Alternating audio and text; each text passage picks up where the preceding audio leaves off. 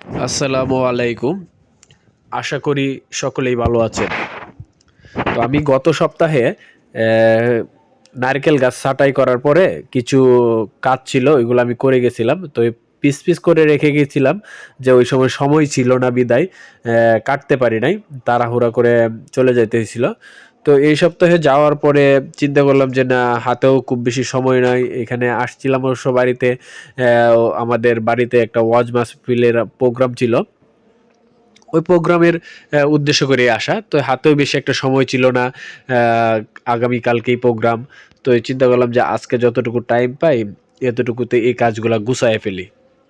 তো এই প্রথমে শুরু সকালবেলা আমি বাজারে গেছি, বাজার থেকে ওষুধ নিয়ে আসছি। ওষুধ নিয়ে আসছি মূলত আম্মা কিছু সিম গাছ লাগাইছে, ওই সিম গাছে ওষুধ দেওয়ার জন্যই নিয়ে আসছি।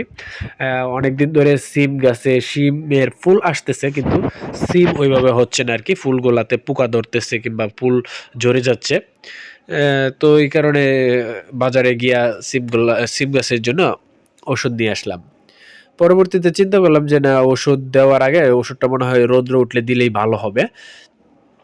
কুয়াশার কারণে কুয়াশাতে ওইভাবে ওষুধটা হয়তো বা ইফেক্ট পড়বে না আরকি।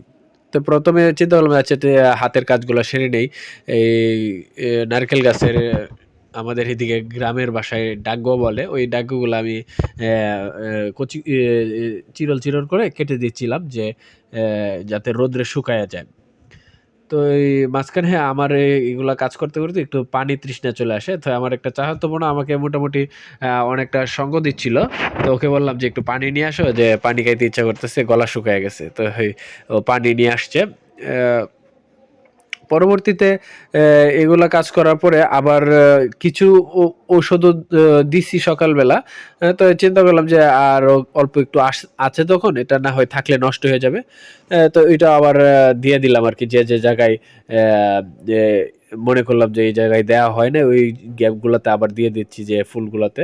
মোটামুটি আমাদের উঠোনে একটা জাম গাছ আছে, ওই জাম গাছের কর্নারেও আমি একটা লাগাইয়া দিছি।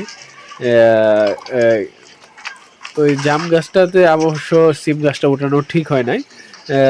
পরবর্তীতে হয়তো বা এইবারই লাস্ট উঠাইছে, পরবর্তীতে আর উঠানো হবে না। আর মোটামুটি সিম গাছে অনেক ছিল।